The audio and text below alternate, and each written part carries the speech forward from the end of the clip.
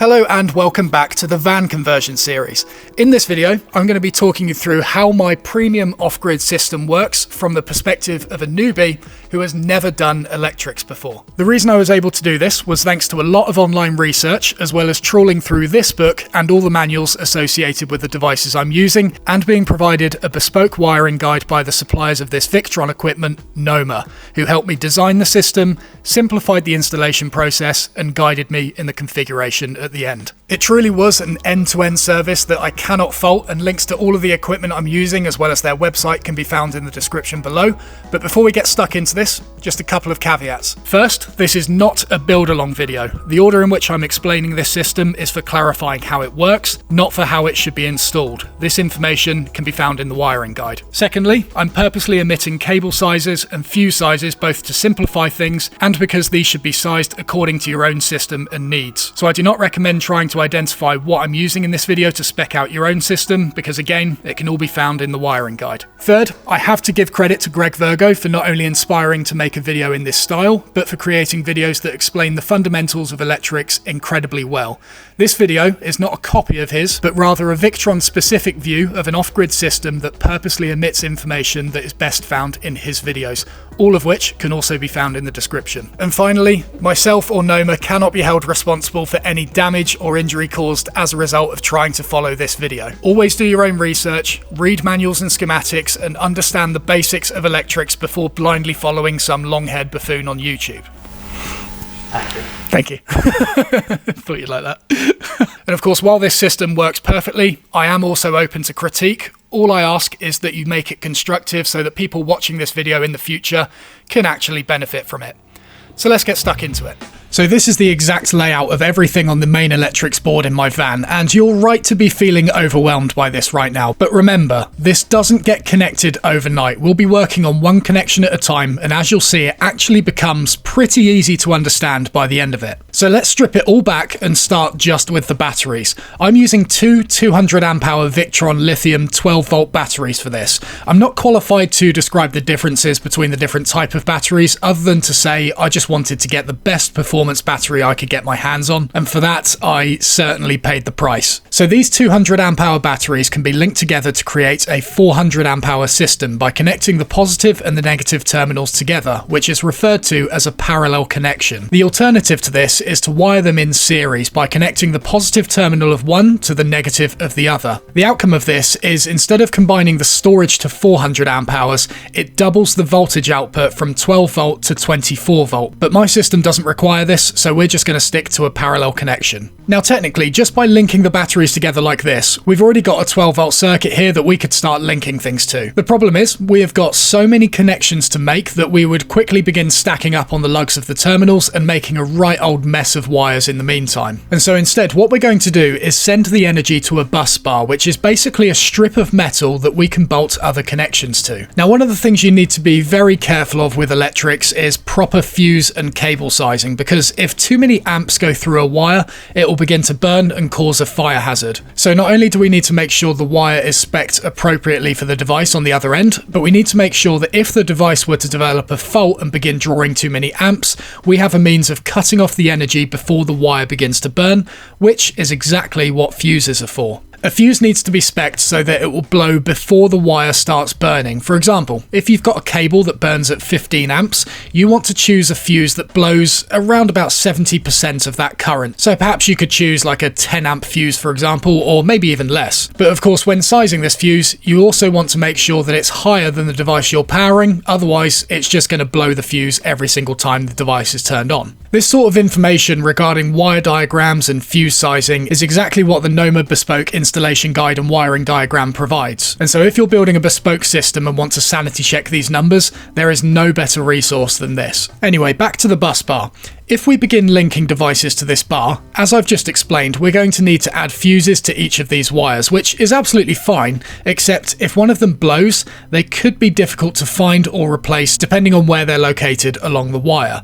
And this is where a Lynx Distributor comes in. This is basically a fancy bus bar where power comes in at the top and it has 4 fuses that bridge across to 4 outputs on the bottom.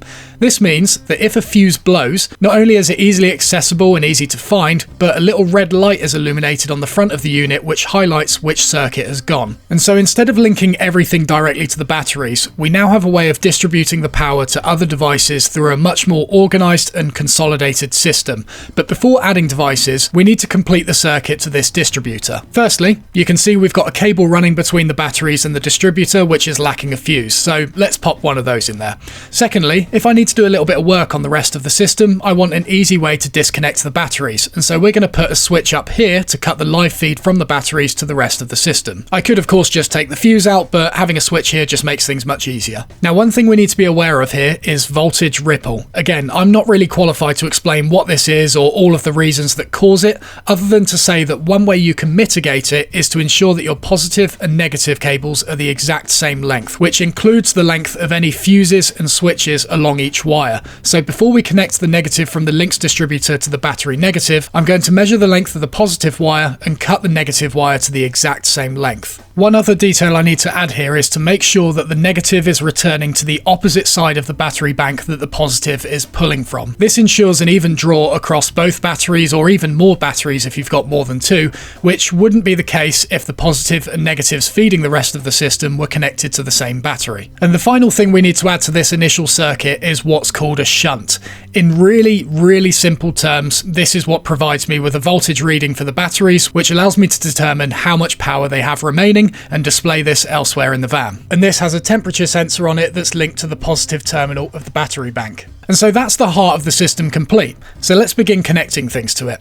The first thing we're going to do is the solar power, because let's be fair, that's the one that most people are interested in. On the roof of my van, I've installed 3 175 watt solar panels, and unlike the batteries which are connected in parallel, these solar panels have been connected in series by linking the positive cable from one to the negative of the other. As already described, this adds the voltage of each device together, which in the case of these 3 12-volt solar panels creates a 36-volt circuit. Again, there is a reason as to why these are wired in series and not parallel, but I'm not really qualified to explain why that is, and it's certainly not something that's a necessity with every solar panel installation, but in my case, wiring them in series was what I needed to do, and if you want to find out more, the information is very easy to find, or even better, you'll find it in the bespoke wiring guide from Noma. Now, not only do you not want to be linking a 36-volt circuit to a 12-volt circuit, but we need means of converting the energy generated from the solar panels into energy that our system can actually use.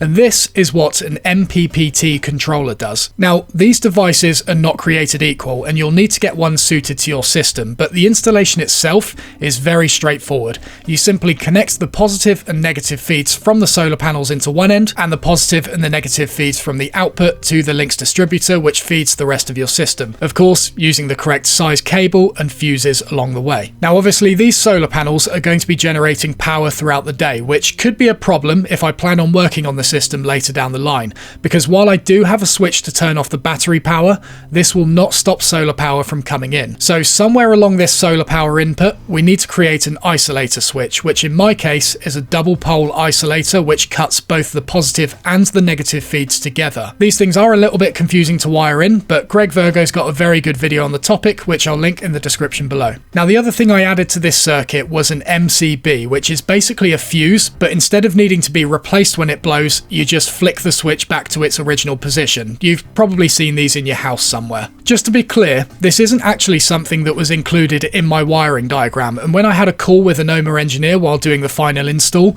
he explained the reasons why it's not strictly necessary, but at the same time, there's no harm including it. For me, the main reason I'm installing this MCB is because I wanted a connection closer to the solar cable input from the roof, so that should my solar array or cable develop a fault, instead of needing to replace a huge length of cable that threads throughout the van, I've got a connection that is much closer and much more convenient to access. The MCB, however, is a little bit unsightly, so it's being hidden behind my electrics display panel that you'll see me install later. And yes, this panel is very easily removable should I ever need to check the MCB in the future. So that's the solar power hooked up. Let's look at the next source of power, the DC to DC converter.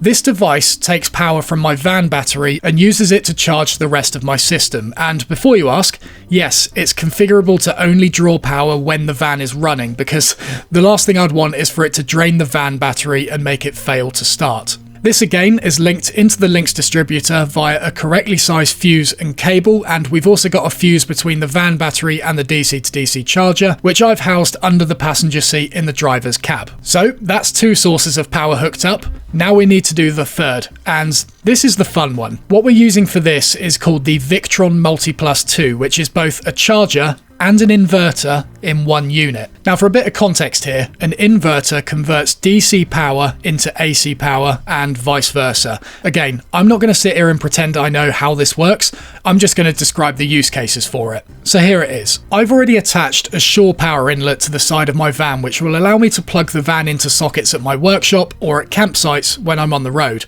First, this power comes into a consumer unit within the van and goes through an RCD, which in a nutshell is just a thing that stops me getting electrocuted if something goes wrong. This RCD then feeds 2 MCBs, remember those little fuse things I said about earlier, one of which goes into the inverter and the other goes directly to my heater. The reason for this is because the heater has a very high draw and there's no point straining the rest of the system when I can just simply bypass it and power it directly from shore power. And so once this 240 volt AC power goes into the Multiplus, it then comes out in 2 outputs. The first is another AC output which goes into another consumer unit which goes through another RCD and then splits into 2 more MCBs which feed 2 sockets in the van, one next to my bed and the other next to a bench in the front of the van. The other output from the Multiplus is via the inverter, which changes the AC voltage from shore power into DC voltage and sends power to my 12 volt system via these 4 cables that use the 2 remaining spaces on the Lynx Distributor. And the reason we're using 4 cables for this is to split the load across 4 cables that are slightly easier to manage than 2 big fat ones that would otherwise be very difficult to get into position. Unfortunately, the Multiplus comes with positive and negative bus bars on the bottom of the unit with 2 connections each, which is ideal for creating this connection. So that was a lot all in one. Let's just take a quick step back. This means that the 12 volt side of my system, including all of the 12 volt devices and plugs throughout the van, can be charged and powered by 240 volt shore power when plugged in. But because an inverter works both ways,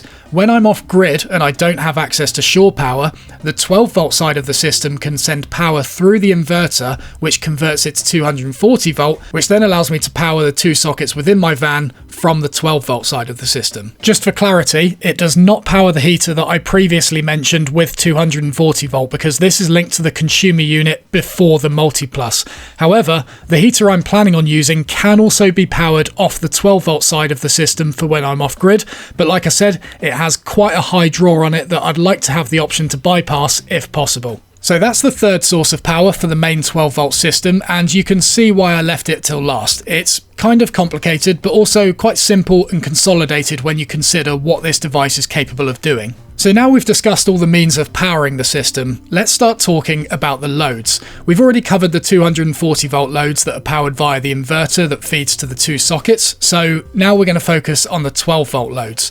These 12 volt loads are distributed via this blade fuse holder, which is similar to the Lynx Distributor in a lot of ways. Power comes in at the top and then fuses are used to bridge the gap from this live feed to the various 12 volt loads that are attached to the terminals. And so once the load has been powered via the positive cable, the negative cable comes back and connects to the negative bus bar at the bottom of the blade fuse holder. So in order to use this blade fuse holder, firstly, we need to attach it to power, but unfortunately we've already used all the main outputs on the Lynx Distributor.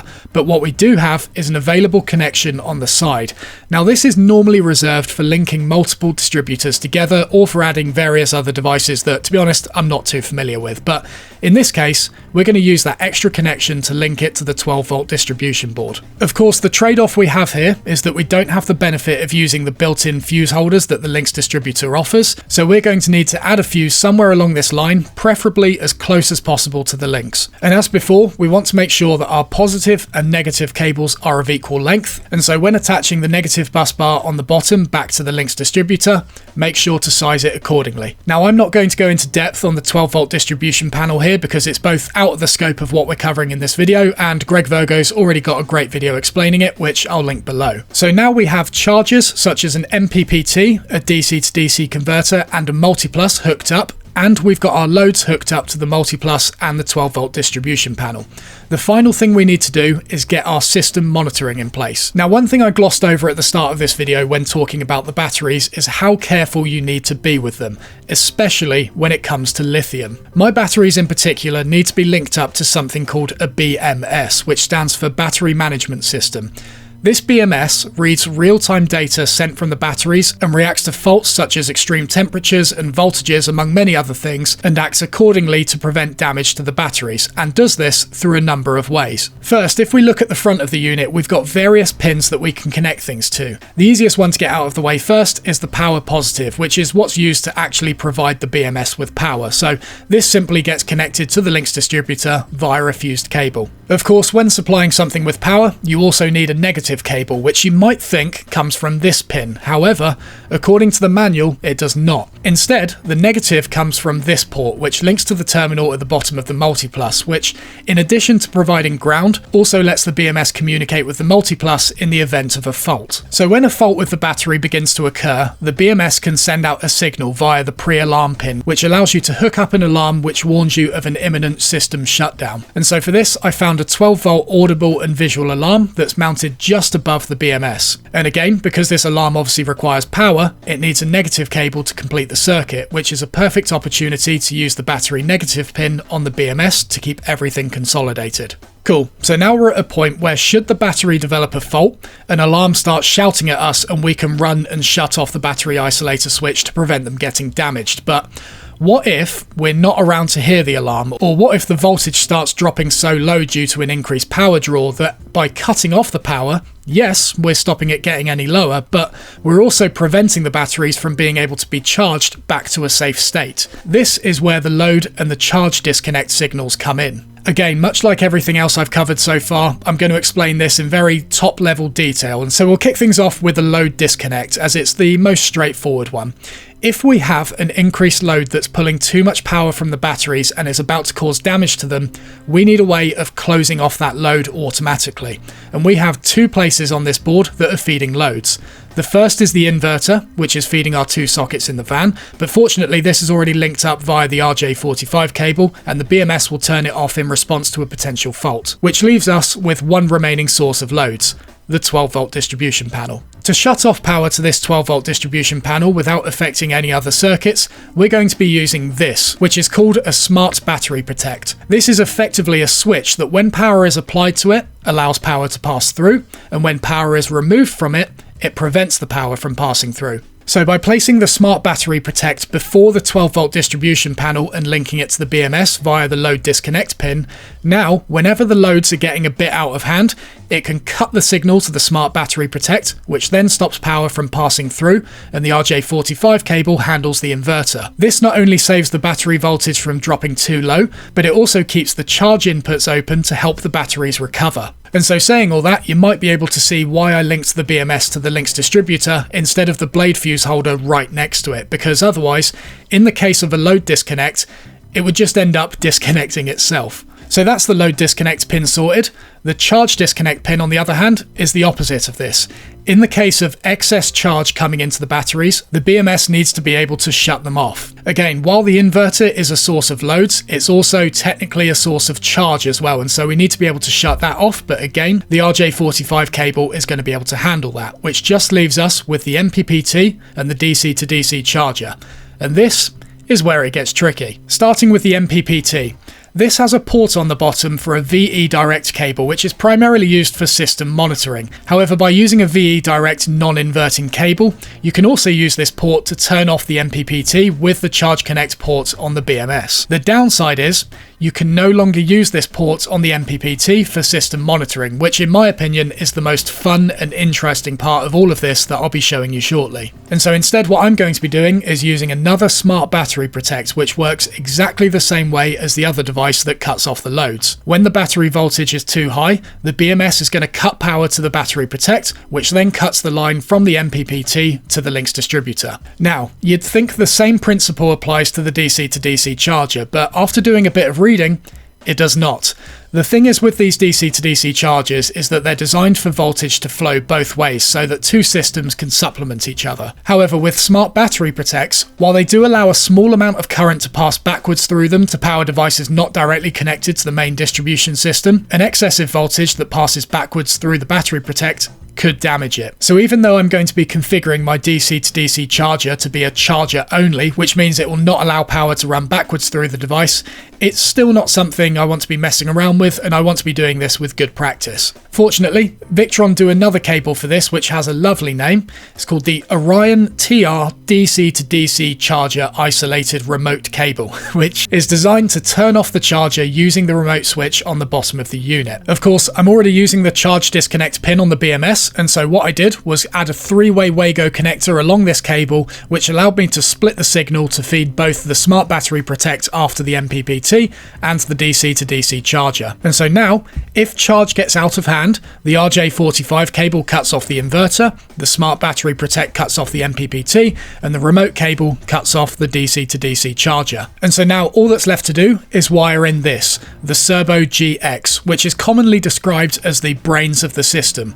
This links into all of the devices we've previously wired in using various connectors such as RJ45 cables and VE Direct cables to give an overview of the entire system that can be displayed on a little screen, ideally housed in the living area of the van. This comes with a fixed length cable on the back, and so I had to be careful about where I placed it to ensure I could get the screen where I wanted it, but it also has a ton of other inputs on it that I plan on using at a later date, such as temperature sensors and, most excitingly, tank sensors that I can use to measure how much water is remaining in my fresh water tank and also how close to full my wastewater tank is. The only thing I haven't covered in this walkthrough is earthing cables, both for the DC and the AC side of the system, but again, this information is all provided in the bespoke wiring diagram that Noma provide when you buy a complete system from them. In addition to that, you'll get access to an engineer who can talk you through any difficulties or questions you have along the way and can also help you configure the system once it's all installed, just to ensure everything is working correctly. And just to reiterate that I've intentionally left out a lot of information in this video just to keep it condensed and make the complexity of this system slightly easier to understand. Thus, I am not responsible for any damage or injury caused as a result of information provided in this video. Always do your own research before undertaking anything like this yourself,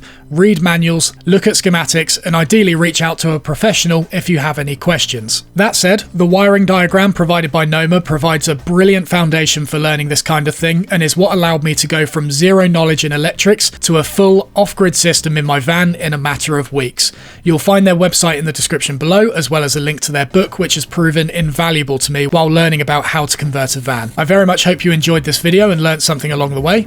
Don't forget to like and subscribe if you haven't already, and I'll see you next time.